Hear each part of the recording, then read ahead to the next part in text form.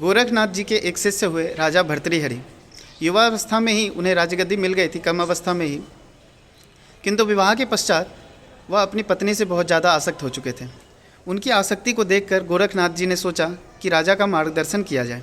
इसी क्रम में उन्होंने क्या किया कि वह एक अमर फल लेकर के राजा के पास आए और कहा, हे राजा, आप इसे ग्रहण करो, इससे आप हमेशा अमर हो जाओगे, आप हमेशा युवा बने रहोगे, आप तंदुरुस्त रहोगे और राजपाट अच्छे से चलाओगे। किंतु राजा तो अपनी पत्नी से बहुत प्रेम करता था, वह चाहता था वह हमेशा जीवित रहे, इसलिए उसने वह अमर फल अपनी पत्नी को दे दिया।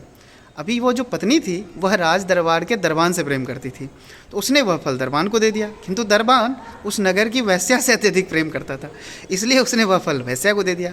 अब वैश्या ने सोचा मैं इसका क्या करूँगी, वह राजा से प्रेम करती थी, इसलिए सोचा कि चलो इसे राजा को दे देती हूँ, इससे क्या है कि राजा हमेशा युवा बने रहेगा और राजपाट अच्छे से देखेगा। तो उसने यह फल जो है राजा को दे दिया। राजा को जैसे ही यह फल मिला वह तो आश्चर्य में पड़ गया, ये तुम्हारे पास कैसे आया? तो उसने बोला मुझे दरबान ने दिया, दरबान ने बोला मुझे रानी ने दिया।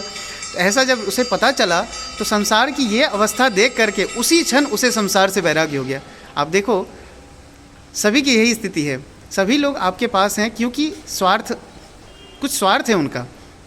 उस रानी का स्वार्थ था कि राजा पैसे वाला है, राजा है, मैं रानी बनी रहूँगी, इसलिए वह राजा के पास थे, किंतु प्रेम तो वह दरबान से करती थी।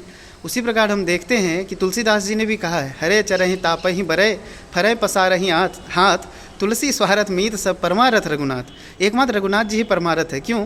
आप देखो, एक जो वृक्ष होता है जब वो हरा भरा होता है तो सभी व्यक्ति आते हैं, सभी पशु पक्षी जितने आते हैं उसको चरने के लिए आते हैं, फल फूल इत्यादि लेते हैं।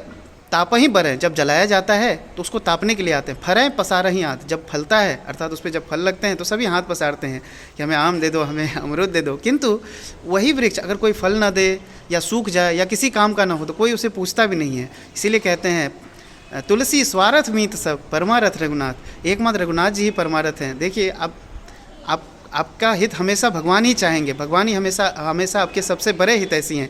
इसलिए भलाई इसी में है कि हम लोग भगवान का भजन करें। इस संसार में जितना ज़रूरत है उतनी ही एनर्जी लगाएं, ज़्यादा से ज़्यादा एनर्जी हमको भजन में लगानी चाहिए। इस बात को हमेशा ध्यान में रखें। हरे कृष्ण।